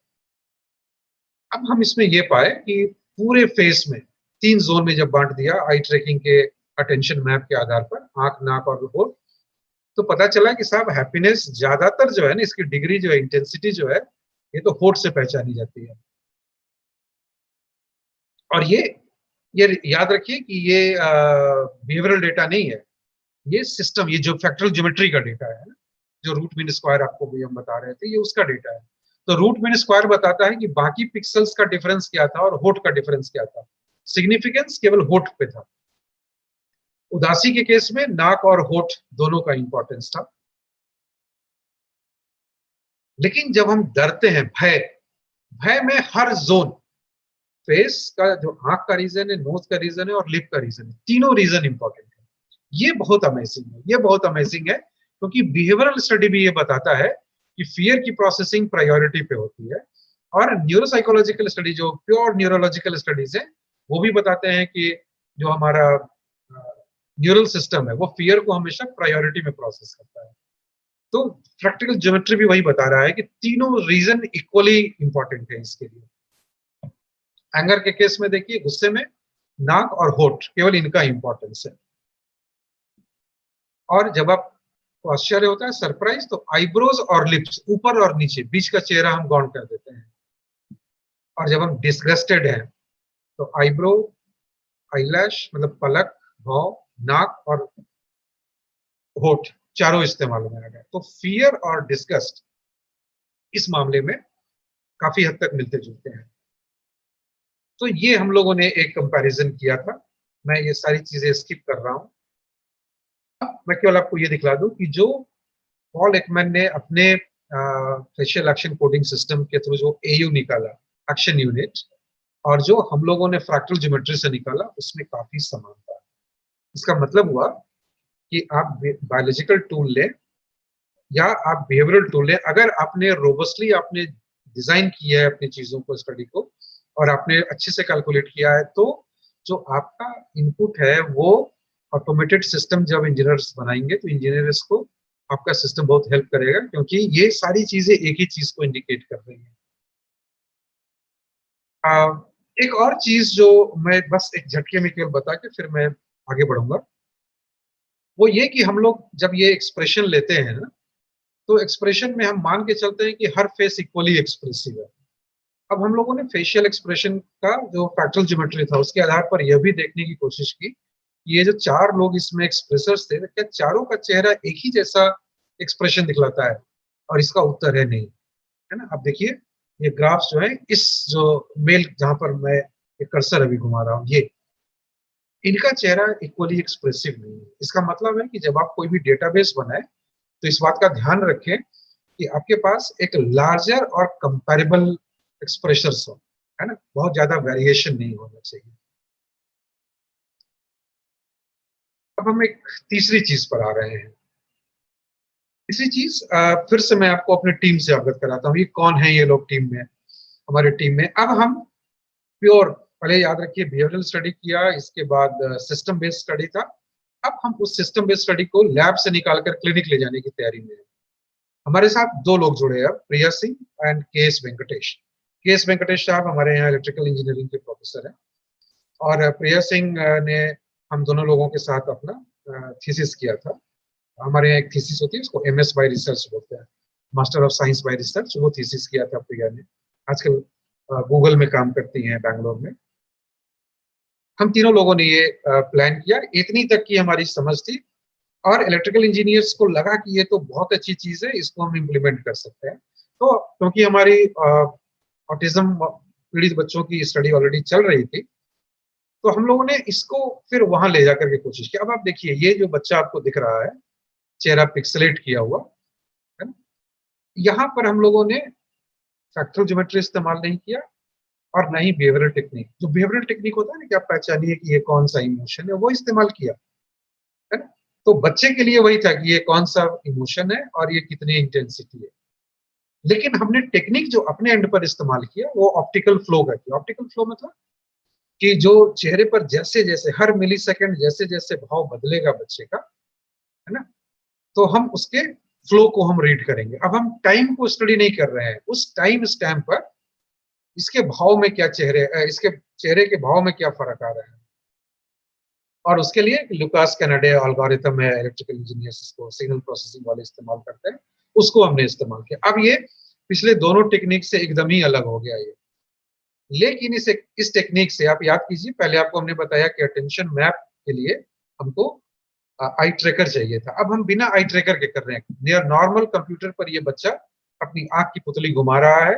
अब हम केवल इसकी आंख की पुतलियों को मान करके कि ये कहाँ बैठा है और इसका डिस्टेंस कितना है अपने कंप्यूटर से, उसके आधार पर हम ये एल्गोरिथम इस्तेमाल करके ये क्या देखा, कहाँ देखा और किस तरह से वेरिएशन आया। ये केवल ये एल्गोरिथम कैसे काम करता है उसके लिए है कि पूरे चेहरे को आप इस तरह से वेक्टर पॉइंट्स में आप कन्वर्ट कर देते हैं। और फिर आप देखिए, आप ये जो देख रहे हैं लेफ्ट लेफ्ट की तरफ, ये है जो इसको टिपिकल चाइल्ड बोलते हैं, तो न्यूरोलॉजिकली नॉर्मल बच्चे हैं, वो बच्चे हैं। और जिन बच्चों को ऑटिज्म है उन बच्चों के आप आई का मूवमेंट देखिए राइट साइड में, ये है ऑप्टिकल फ्लो की वजह से। आई ट्रैकर इस्तेमाल नहीं किया गया, लेकिन उसकी पुतली कहाँ देख रही है ये आप ऑप्टिकल फ्लो के थ्रू कैलकुलेट कर सकते हैं। और हम लोगों की कोशिश है कि हम अब एक ही स्टडी में दोनों को करके बताएं कि आई ट्रैकर क्या दिखला रहा है और ये एल्गोरिथम क्या दिखला रहा है, ताकि वही लोग जिनके पास आई ट्रैकर नहीं है वह भी इस चीज को अपने एंड पर कर सकते हैं बहुत आसानी के साथ। तो बिहेवियरल टूल्स और जो हमारे इंजीनियरिंग टूल्स हैं, इंजीनियरिंग मेथड्स हैं, इन दोनों मेथड्स को अगर हम फ्यूज कर दें, मर्ज कर दें और फिर एक कंबाइंड टूल्स टेक्निक अगर हम डेवलप करें जो कि बिहेवियरल साइंसेस के रिसर्च के लिए इस्तेमाल हो सकता है, तो वो सबके इस्तेमाल की चीज होगी। अब देखिए यहाँ पर सेम चीज है ना, जो हम लोग नॉर्मल जो कर्टोसिस प्लॉट करते हैं, ये जो ब्लू आप देख रहे हैं ना, जो स्ट्रेट लाइन वाला जो कर्व है, ये बेसिकली यहाँ से ये जो पूरा ये जो आप कर्व देख रहे हैं, सॉरी, ये जो आप कर्व देख रहे हैं ये कर्व है जहाँ के आप नॉर्मल बच्चों का ये है रिस्पॉन्स पैटर्न। और ये देखिए जो डॉटेड लाइन है जहाँ मैं कर्सर मूव कर रहा हूँ, ये है जो ऑटिज्म से ग्रसित जो बच्चे हैं उनका है। तो ये चीजें हम भी करते हैं ना, हम भी तो निकालते हैं कि 0.5 पे सिग्निफिकेंट है, 1 टेल्ड है, 2 टेल्ड है, सेम चीज है, वही चीज है ना। केवल हमने टेक्निक अलग अडॉप्ट किया, इस गोल तक पहुंचने के लिए हमने मार्ग अलग चुना। जाना हमको यूनिवर्सिटी ही था, हम दाहिने वाले रास्ते से नहीं, चौराहे से बाएं वाले रास्ते से आए। तो ये बिहेवियरल और ज्योमेट्रिकल एस्पेक्ट था जो हम लोगों ने देखा। लास्ट एक चीज मैं आपसे बहुत ब्रीफली, धनंजय जी मैं थोड़ा सा समय ले सकता हूँ और क्या? हाँ हाँ बिल्कुल सर, आप बिल्कुल दे सकते हैं, टाइम है। तो मैं एक चीज आपको ये दिखलाना चाहता हूँ कि देखिए हम लोगों ने क्या किया अभी तक, कि हमने बिहेवियरल डेटा को हम कैसे प्रोसेस करते हैं और उसी बिहेवियरल डेटा को हम आदमी का रिस्पॉन्स न लेकर के हम स्टिमुलस को ही अगर हम प्रोसेस करने लगे, जो कि ज्योमेट्रिकल एनालिसिस में आपने देखा कि ह्यूमन रिस्पॉन्स नहीं था उसमें, प्योरली वो जिसको हम स्टिमुलस बोलते हैं उसकी प्रोसेसिंग थी। तो ये स्टिमुलस अगर इस बिहेवियर दिखलाने वाले इंसान को दिखलाया गया तो उसके दिमाग में क्या हुआ, है ना, न्यूरोलॉजिकली क्या हुई चीजें। अब हम आपको अपने एक नई टीम से अब हम वाकिफ कराते हैं। ये वाकिफ कराने का मेरा एक उद्देश्य ये भी है कि आप सारे यंग लोग जब आप करियर में आए ना, यंग करियर में, यंग डेज में, तो आप एक चीज ध्यान रखिएगा, मुझे लगता है हम लोगों ने, बहुत लोगों ने नहीं किया है, जो करना चाहिए मेरे हिसाब से, आप अपनी दहलीज को लांघिए, साइकोलॉजी के कंफर्ट जोन से बाहर निकलिए, उन लोगों से इंटरेक्ट कीजिए जो आपकी भाषा नहीं समझते हैं। इंजीनियर्स आपकी भाषा नहीं समझते हैं, डॉक्टर्स आपकी भाषा नहीं समझते हैं, उनके टूल्स टेक्निक्स के साथ बैठिए, सेम रिसर्च प्रॉब्लम पर आप अपने टूल टेक्निक्स के साथ। याद रखिए स्टैटिस्टिक्स सेम है, वो भी वही इस्तेमाल करते हैं जो हम करते हैं, है ना, कोई फर्क नहीं है, कोई फर्क नहीं है ना। मैथमेटिक्स वही है, स्टैटिस्टिक्स वही है, तो फिर तो कोई फर्क ही नहीं है ना। और रियल लाइफ प्रॉब्लम है। अब इसमें देखिए ये सब हिंदुस्तानी है, दो लोगों को छोड़कर इसमें। संजीव नारा स्पेन में रहते हैं, ये कंप्यूटर साइंटिस्ट हैं बेसिकली, ये कंप्यूटर साइंटिस्ट है लेकिन इनके पीएचडी सुपरवाइजर जो हैं वो साइकोलॉजिस्ट है। धीरज जो है ये नदर्न आयरलैंड में रहते हैं, ये कंप्यूटर साइंटिस्ट हैं, इनके पीएचडी सुपरवाइजर भी कंप्यूटर इंजीनियर थे। निकोला जो है वो स्पेनिश है, स्पेन में रहते हैं, ये एक साइकोलॉजिस्ट हैं बाय ट्रेनिंग, जिनको कि ब्रेन इमेजिंग टेक्निक की बहुत अच्छी जानकारी है। वेस्ट में ये भी एक ट्रेंड है आजकल, साइकोलॉजी वाले इमेजिंग टेक्निक्स के में भी महारत रखते हैं। नाओमी ये नॉर्डियन कंट्री की है, कहाँ की है मुझे तो अभी ये नहीं याद। नाओमी अभी नदर्न आयरलैंड में काम करते हैं, ये भी बाय ट्रेनिंग साइकोलॉजिस्ट है, लेकिन इनकी भी अच्छी पकड़ है इमेजिंग साइंसेस पे। एक तो मैं हूँ, और फिर Girijesh Prasad ji by training computer scientist है। तो इंडिया, स्पेन और नदर्न आयरलैंड का ये कॉम्बिनेशन है। साइकोलॉजी और कंप्यूटर साइंस वालों का एक ग्रुप है, 6 लोगों का ग्रुप है ये। अब हम लोगों ने क्या किया ये देखिए। सेम जो आपने देखा था ना, वो लेफ्ट राइट एंगल वाले, जो 5 एंगल वाले फोटोग्राफ्स थे, वो हम लोगों ने अब इस्तेमाल किया। लेकिन लेकिन ये लेकिन की बात की कहानी बहुत इंटरेस्टिंग मुझे लगती है, शायद आपको भी लगे। साइकोलॉजी में हम लोगों ने क्या किया, 5 अलग अलग एंगल थे, 4 अलग अलग एक्सप्रेसर थे, 6 अलग अलग इमोशन थे, है ना। लंबा चौड़ा कॉम्बिनेशन बना, और हर पार्टिसिपेंट को हम दिखला रहे हैं और कह रहे हैं कि तुम इमोशन पहचानो और उसकी इंटेंसिटी बताओ। इमेजिंग के अपनी समस्या है। इमेजिंग में आप मल्टीपल स्टिमुलस यूज नहीं कर सकते, इसीलिए जहां कहीं भी ब्रेन इमेजिंग यूज हुआ है, एमआरआई यूज हुआ है, पेट स्कैन इस्तेमाल हुआ है, हम लोगों ने इमेजी इस्तेमाल किया, इसमें एक लिमिटेशन है। आप बहुत लिमिटेड दायरे में ही आप स्टिमुलस दे सकते हैं। इसीलिए मैं आपसे कह रहा था कि जो साइकोलॉजिकल साइंसेस के अपने फायदे हैं, अपने मेरिट्स हैं। तो जब आप बहुत महारत हासिल कर लेंगे अपने एरिया में ना, तो दूसरे एरिया वाले आपको अप्रोच करेंगे कि साहब आप, मैं कर रहा हूं, अब आप हमको इसमें सजेस्ट कीजिए कैसे करें, आप हमारे साथ जुड़िए। तो देखिए हम लोग इस, क्यों ये मशीन का लिमिटेशन है, इसीलिए हमने 6 इमोशन नहीं लिया, 2 इमोशन लिया, ठीक है, 5 एंगल लिए। लेकिन लेकिन अब क्या हुआ, हमने बिहेवियरल स्टडी में यही इमेज जब अपने पार्टिसिपेंट्स को दिखलाया था, तो एक पार्टिसिपेंट ने एक ही बार इमेज देखा था। यहां पर हम हर पार्टिसिपेंट को 16 बार वो इमेज दिखला रहे हैं, ठीक है, एक ब्लॉक में, और फिर 16 बार दूसरे ब्लॉक में, ठीक है। तो टोटल हम 32 बार एक ही इमेज को दिखला रहे हैं। अब हम साइकोलॉजी में अब तक क्या समझते थे कि भाई आप एक ही चीज को बार बार दिखलाएंगे तो स्टिमुलस से फेमिलियरिटी बढ़ जाएगी, तो रिस्पॉन्स बायस आ जाएगा। ब्रेन स्टडीज ऐसा नहीं कहते हैं। उनका कहना है कि जब आप ऐसा करेंगे और जब आप अनबायस्ड हिट रेट कैलकुलेट करेंगे, तो सारी चीजें एवरेज आउट हो जाएंगी, है ना। तो ये एक सीखने की चीज है हम साइकोलॉजिस्टों को उन लोगों से। दूसरी बात, हम लोग इस पर नहीं आएंगे, ये प्रोसेसिंग कैसे करते हैं इसको छोड़ दीजिए। बस अब मैं छोटे छोटे केवल 10-15 मिनट में आपको कंप्लीट करूंगा आपकी बात। जैसे हम लोगों ने क्या किया इस डेटा के साथ, हमने इंडिपेंडेंट कंपोनेंट एनालिसिस किया, ठीक है। इंडिपेंडेंट कंपोनेंट एनालिसिस क्या है, मान लीजिए कि अभी ये जूम मीटिंग में हम अकेले बोल रहे हैं, आप लोग सुन रहे हैं, बारी बारी से हम सर से कुछ पूछ रहे हैं, सर जब उनके उत्तर की प्रतीक्षा में हम चुप हो जा रहे हैं। मान लीजिए हम सब प्रतिभागी एक साथ बोलने लगे, तो पहचानना बहुत मुश्किल हो जाएगा कि ये वाली बात किसकी थी, ये वाली आवाज किसकी है ना। तो हर एक सिग्नल को, क्योंकि ब्रेन अलग अलग सोर्सेज से सिग्नल रिसीव कर रहा है, तो हर एक सिग्नल को हमको अगर अलग करना हो, सेपरेट करना हो, तो इसी के लिए इंडिपेंडेंट कंपोनेंट एनालिसिस इस्तेमाल होता है, ठीक है। यह टेक्निक बिल्कुल मैच करता है फैक्टर एनालिसिस से। फैक्टर एनालिसिस में याद कीजिए हम लोग क्या करते हैं, एक आइटम लेते हैं, फिर दूसरा आइटम लेते हैं, तीसरा आइटम लेते हैं, सब पर आदमी रिस्पॉन्ड करता है, फिर हम एक एवरेज आउट उसको कर देते हैं ना, और इस तरह से हम फैक्टर लोड निकालते हैं।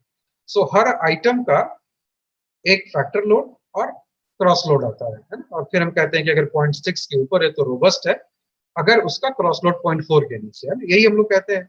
सेम चीज एग्जैक्टली इंडिपेंडेंट कंपोनेंट एनालिसिस में, इसमें हम बिहेवियरल रिस्पॉन्स की जगह केवल हम सिग्नल का रिस्पॉन्स दे रहे हैं, बस इतना ही फर्क, इतना ही फर्क है। और फिर बाकी ये फिर मल्टीवेरिएट एनालिसिस है, जो 2006 के पेपर से अभी तक हम मल्टीवेरिएट बार बार बोलते आ रहे हैं। तो आप देखिए स्टैटिस्टिकली कोई डिफरेंस नहीं है, केवल नाम का थोड़ा फर्क है, और इसीलिए हम लोगों के लिए फेमिलियर बन जाना इन चीजों से बहुत आसान है। इसी तरह से देखिए जेड स्कोर हम सब लोग जानते हैं, है ना। हम लोग कई बार हम सैंपल के रॉ स्कोर के बेसिस पर कंप्यूट नहीं करके हम जेड स्कोर के बेसिस पर कैलकुलेट करते हैं, है ना। डिस्क्रिमिनेंट फंक्शन एनालिसिस मेरे ख्याल से आप सब लोग जानते हैं, है ना। और मल्टीवेरिएट एनालिसिस हम जानते हैं, और मल्टीवेरिएट में ही अगर हम जेड स्कोर को इस्तेमाल कर दिया हमने, अगर स्कोरिंग पर्पस के लिए, तो वो जेड मल्टीवेरिएट नॉइज नॉर्मलाइजेशन है। नॉइज बोलते हैं कि बेसिकली जो मल्टीपल सिग्नल है उसमें हम नॉइज को कम करते हैं। फिर से याद कीजिए सिग्नल डिटेक्शन थियरी, है ना, कि हमको नॉइज को हटाना है, सिग्नल को पकड़ना है ना। तो होता क्या है कि ब्रेन टेक्निक्स में जब हम न्यूरोलॉजिकल डेटा को जब हम एक्वायर कर रहे हैं, जैसे हमने आंख पलक झपकाई, सांस लिया है ना, हमने ब्लिंक किया, कुछ भी हुआ, हिचकी आ गई, इन सबों से आर्टिफैक्ट जनरेट होता है। तो उन आर्टिफैक्ट्स को नॉर्मलाइज किया जाता है ना? तो एग्जैक्टली वही टेक्निक है जो वहां इस्तेमाल होता है। अब देखिए, एक चीज जो हम लोग साइकोलॉजिकल डेटा के बेसिस पर, बिहेवियरल डेटा के बेसिस पर प्लॉट नहीं कर सकते हैं, हम लोगों ने वो कोशिश की। ये देखिए, आप केवल ग्राफ देखिए, हर एक टाइम फ्रेम में एक्यूरेसी ऑफ रिस्पॉन्स है कि वो कितना रिस्पॉन्स था, और टाइम के साथ, ये जो टाइम आप देख रहे हैं ये सेकंड में है, तो ये 0.2 का मतलब हो गया कि ये मिली सेकेंड हो गया। तो 0.2 मिली सेकेंड में रिस्पॉन्स कितना एक्यूरेट था, 0.4 में कितना हुआ, 0.6 में कितना हुआ, 0.8 में कितना हुआ। इसके बाद बहुत सारी चीजें हैं दिखलाने को, मैं केवल इमेज दिखलाऊंगा आपको, बस थोड़ा थोड़ा आपको बताता चलूंगा कि स्टैटिस्टिकली भी ये वही चीज है, केवल हम उसको इमेज में कन्वर्ट कर रहे हैं। और ये मैं आपको इसलिए दिखला रहा हूँ, ये बताने के लिए कि केवल स्टैटिस्टिकल फिगर्स पे नहीं जाइए, है ना, ग्राफिकली भी चीजों को देखने की कोशिश कीजिए। ग्राफिक्स आपको बहुत सारी चीजें एक पैटर्न के रूप में समझा सकता है।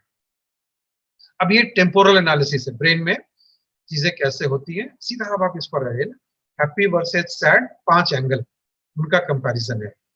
जो आप ये देख रहे हैं ये है टेम्पोरल डिकोडिंग, है ना, कि लेफ्ट और सॉरी हैप्पी और सैड को टेम्पोरली कितने पर जाकर के आदमी डिस्क्रिमिनेट कर लेता है कि ये खुशी और उदासी का जो डिफरेंस है वो कितने मिली सेकेंड में डिफरेंस होता है। वही अगर आप टेम्पोरल जनरलाइजेशन अगर ब्रेन सिग्नल के रूप में करेंगे, तो ये जो आप देख रहे हैं यहाँ पर, जो हीट मैप जो आप देख रहे हैं, तो ग्रीन जहां जहां भी रेड होता जाएगा, इसका मतलब है कि वो एरिया ज्यादा प्रोसेस हुआ। जहां पर हैप्पी वर्सेस सैड का कंपैरिजन है 0 डिग्री, वहां कैसा था, 45 पे कैसा था। तो आपको स्टिमुलस क्या था वो देखिए, ये स्टिमुलस है जहां मैं कर्सर घुमा रहा हूँ, ये है जो ब्रेन में क्या चल रहा है, जो एमईजी स्कैन दिखला रहा है। और इसको जब आप यूजुअली प्लॉट करने के लिए, समझने के लिए करेंगे टाइम वर्सेस रिस्पॉन्स पे, तब वो इधर लेफ्ट वाला प्लॉट जो ग्राफ का है वो आएगा, केवल अलग अलग एंगल्स पर रहेंगे। हम लोगों ने ये फिर एक कोशिश की कि हम एक फील्ड अगर बनाए कि ब्रेन का वो कौन सा एरिया है ना, जिसको कि सोर्स जनरलाइजेशन बोलते हैं, इंजीनियर्स अपनी भाषा में इसको टोपोलॉजी बोलते हैं, कि क्लस्टर टोपोलॉजी है। हम लोगों की भाषा में ये बेसिकली ईआरपी आप सब जानते होंगे, उसी को एमईजी की भाषा में ईआरएफ बोलते हैं, इवेंट रिलेटेड फील्ड। मतलब ये दिमाग का वो एरिया है, वो फील्ड है जहाँ की सबसे ज्यादा इवेंट्स हो रहे हैं। ठीक है, ये टोपो प्लॉट है, इसको छोड़ दीजिए, सॉफ्टवेयर करता है, आदमी नहीं करता है। अब इस पर आइए, टेम्पोरल डिफरेंस है ना, कि हैप्पी और सैड की जब प्रोसेसिंग हुई अलग अलग दिमाग में, तो अगर आप दोनों को कंपेयर करें तो हैप्पीनेस कैसे प्रोसेस होता है और सैडनेस कैसे प्रोसेस होता है। स्टिमुलस वही है जो हमने 5 डिफरेंट एंगल वाले निकाले थे। और ये फिर हम लोगों ने एक दूसरी स्टडी की, क्योंकि हम लोगों ने, देखिए फिर से मैं अब लास्ट में अब अपनी एक बात कहना चाहूंगा, प्रीडोमिनेंटली स्टैटिक इमेजेस यूज हुए हैं साइकोलॉजी के रिसर्च में, और फ्रंट फेस इस्तेमाल हुआ है। ये जो पुरानी स्टडी जो मैं आपसे शेयर कर रहा था, ये बताता है कि फ्रंट फेस जो है ना, उस पर बहुत ज्यादा डिफरेंस नहीं आता है, डिफरेंस आता है लेफ्ट और राइट पर। बिहेवियरल डेटा ने बताया कि -+45 और -+90, इन दोनों में भी डिफरेंस है। जब हमने न्यूरोलॉजिकल स्टडी किया तो पाया कि नहीं साहब, माइनस और प्लस का फर्क है, 45 और 90 का फर्क नहीं है। ठीक है, तो अब देखिए, जो चीज ज्योमेट्रिक एनालिसिस बता रहे थे कि डिफरेंस है ना, कंप्यूटर अपने इमेज पिक्सल बेसिस पे बता रहा था डिफरेंस है, न्यूरल साइंसेस के साथ जब हमने क्रॉस चेक किया तो पता चला कि नहीं साहब, दिमाग वैसा नहीं सोचता है जैसा आपको कंप्यूटर बता रहा है। ठीक है, तो ये एक लर्निंग है ना, जो बिहेवियरल साइंस बताया वो सिस्टम साइंसेस ने कुछ पार्ट रिजेक्ट किया, कुछ पार्ट एक्सेप्ट किया। जो सिस्टम साइंसेस ने बताया वो न्यूरल साइंसेस ने कुछ पार्ट एक्सेप्ट किया, कुछ पार्ट रिजेक्ट किया। और ये फाइनल अभी की जो हमारी एनालिसिस है वो है, दरअसल एक प्री प्रिंट सर्वर होता है जहाँ की आप अपनी स्टडी को जर्नल में आने के पहले आप दे सकते हैं, उसमें हम लोगों ने डाला है, वहाँ का ये आउटपुट मैं आपको दिखा रहा हूँ। उसको आप देखेंगे तो जो राइट साइड में इमेज लगा हुआ है, ये उस पेपर में हम लोगों ने इस्तेमाल किया। लेफ्ट वाला तो आपके लिए बनाया हमने केवल। तो बेसिकली देखिए, ये 0.4 मिली सेकेंड है ना, मतलब कि 4 मिली सेकेंड के दायरे में हम खुशी और दुख के बीच का डिफरेंस डिटेक्ट कर लेते हैं, है ना? तो ये जो टेम्पोरल डिस्टिंक्शन है, ये हमको नहीं पता था बिहेवियरल स्टडी के बेसिस पर। इसका मतलब हुआ कि अब अगली बार अगर मुझे स्टडी डिजाइन करना हो तो हम ये भी कह सकते हैं कि एक्सपोजर ड्यूरेशन कितना होना चाहिए विजुअल स्टिमुलस का, यह भी इससे आप पता कर सकते हैं।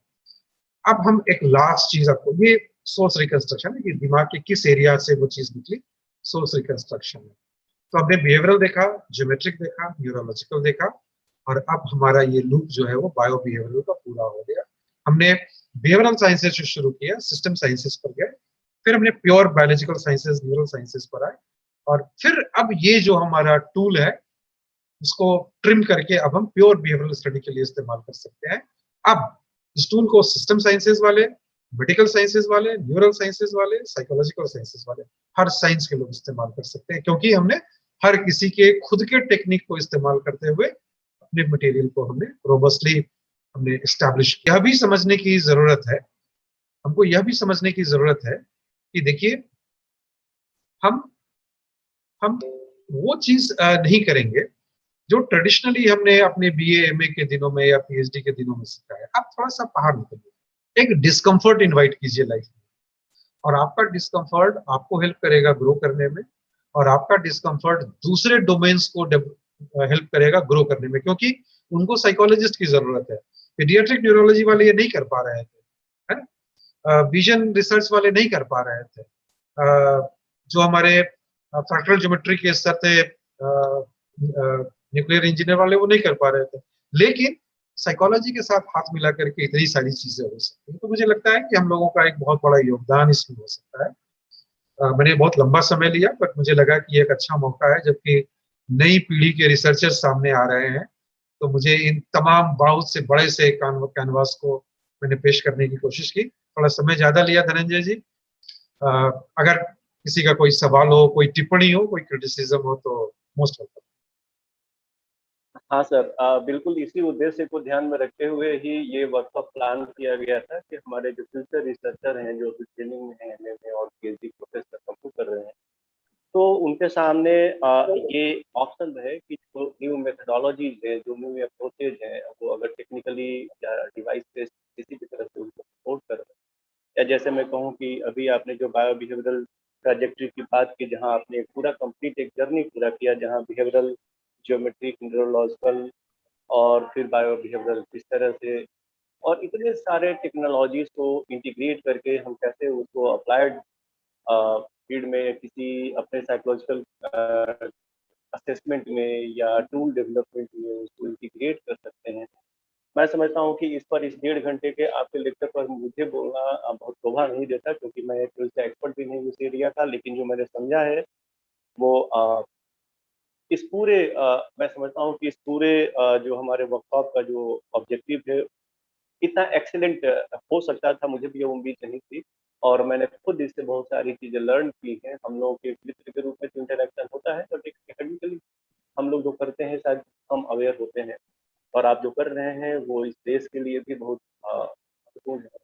मैं बल्कि ये कहूँगा कि आप हमारे भारत देश के लिए एक एसेट हैं, जो आप डेवलप कर रहे हैं, और हमारे छात्रों को इससे सीखना चाहिए।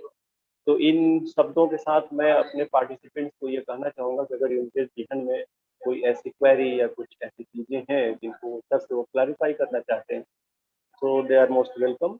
If you have any query, I'm inviting my participants to ask any query or any question or any clarification.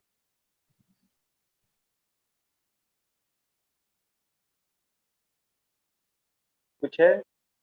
वैसे डॉक्टर साहब हमेशा उपलब्ध रहेंगे, आप डिपार्टमेंट ऑफ एचएसएस से ही करके, और वहाँ आप मतलब कॉन्टैक्ट कीजिए, आता है तो उन चीज़ें बात कर सकते हैं। अगर आपसे कोई कभी कभी आगे भी अगर आप काम प्लान कर रहे हैं और आप कुछ करना चाह रहे हैं, कुछ हेल्प चाहते हो, तो मैं समझता हूँ कि आप उपलब्ध रहेंगे। फिलहाल मैं सर इस नोट के साथ आपको मैं किन शब्दों में आभार दूं, आभार और धन्यवाद शब्द कहना आपके इस पूरे एफर्ट को कम करना और कम आंकना होगा। फिर भी ये कुछ मौके की नजाकत भी होती है, तो अपने विभाग की ओर से और अपनी ओर से, विभाग अध्यक्ष की ओर से, मेरे अपने स्टूडेंट्स, जो हमारी टीम है, ऑर्गेनाइजिंग टीम, मेरे विश्वविद्यालय वाइस चांसलर और टीम, जो हमारे पैटर्न, उन सब की ओर से मैं आपको सर बहुत बहुत धन्यवाद और आपका शुक्रिया आभार व्यक्त करता हूँ कि आपने एक एक्सीलेंट, बहुत ही जबरदस्त, बहुत दिन बाद मुझे इस तरह की चीजें सुनने को मिली। कभी अपने गुरुजी मंडल सर के मुंह से इस तरह की चीजें सुनने को मिलती थी और उसके बाद में बहुत दिनों के बाद मैं लगा थी और मेरे स्टूडेंट्स भी इस तरह से उन्होंने एक क्वालिटी डिलीवरी उन्होंने एंजॉय किया। तो इस इन शब्दों के साथ सर आपका बहुत बहुत धन्यवाद, बहुत बहुत धन्यवाद। सर मैं एक बार फिर से आपके माध्यम से सबको धन्यवाद देना चाहूंगा कि बहुत सुधी श्रोता थे आप सब, लेकिन मुझे लग रहा था कि आप कुछ सवाल भी पूछेंगे, फिर भी आपने सवाल नहीं पूछा। लेकिन मैं जानता हूं क्योंकि पूरे दिन बैठकर सुनना अपने आप में एक चैलेंज है, खासतौर से जब 1.5 साल से हम लोग सब कुछ ऑनलाइन सुनते आ रहे हैं, करते आ रहे हैं। बस मैं धनंजय सर को एक धन्यवाद देना चाहूंगा। आप एक बहुत बड़े मोटिवेटिंग फैक्टर है ना, आप विश्वविद्यालय से जुड़े हुए जितने लोग होंगे सब लोगों ने इस चीज को रियलाइज किया होगा। और सर का आदेश था कि आपको आना है आज। और मैं एक चीज बताऊं कि जब मैंने आपका एक पैनल ऑफ स्पीकर्स देखा, जब आपने प्रोग्राम शेयर किया मेरे साथ, तो मुझे बहुत अच्छा लगा। आप मुझे लगता है कि आप लोग बहुत लकी हैं, बहुत खुशकिस्मत हैं कि डिपार्टमेंट में आपको एक ऐसा ऑर्गेनाइजर मिला जिसने एक इलीट पैनल बना करके आपके सामने रखा। और इस इलीट पैनल से श्योर है कि आप हर किसी की हर बात से सहमत नहीं होंगे, होना भी नहीं चाहिए, एकेडमिक्स में होना भी नहीं चाहिए। लेकिन मुझे लगता है कि ये एक यूनिक मौका है सीखने का, तो इस मौका को गवाइए नहीं, और बहुत ही यूनिक मौका है। और गोरखपुर की टीम के साथ बहुत सालों के बाद सेकंड टाइम मुझे ये मौका मिला अपने थॉट्स को शेयर करने का। बहुत पहले एक बार मैं आया था। तो धनंजय जी, आपको और आपके पूरे डिपार्टमेंट को बहुत बहुत धन्यवाद कि आपने मौका दिया एक बार मुझे फिर से वर्चुअली ही सही बट रूबरू होने का। So thank you sir, thank you so much. Sir आपको बहुत बहुत धन्यवाद। हम लोग आगे भी रूबरू होते रहेंगे इस आशा के साथ कि आप समय देंगे अपने व्यस्तम समय में, क्योंकि आप बहुत काम कर रहे हैं, मैं देख रहा हूँ, और वो तो इम्पोर्टेंट है। आगे आने वाले दिनों में बहुत सारे डिवाइसेस हमको देखने को मिलेंगे, खासकर अभी जो डिस्लेक्सिया वाले जो आपने आप लोगों ने डेवलप किया है अपनी टीम के साथ। तो once again thank you very much sir for your very informative delivery. Thank अब मैं मीटिंग लीव हम कर लोग फिर सकता एक हूँ बार सर, मैं कहना इजाजत है मुझे? Of course sir, you can sir. मैं अपने पार्टिसिपेंट्स के लिए कहना चाहूंगा कि वो 2:30 बजे हम लोग शुरू करेंगे अगला सेशन, तो वो 5 मिनट पहले ही टाइम से आए और ज्वाइन कर लें, जिससे कि हमारे रिसोर्स पर्सन को टाइम से स्टार्ट करने में आसानी। तो मैं कहूँगा कि आप लोग 5-7 मिनट पहले ही सभी लोग ज्वाइन कर लें प्लीज। इस नोट के साथ हम लोग इस अभी के जो हमारी बैठक है, अभी का जो हमारा टाइम स्लॉट है, इसको हम लोग अभी लीव कर रहे हैं। Then again we will meet at 2:30। Thank you sir, thank you very much, thank you okay, participants for thank your you.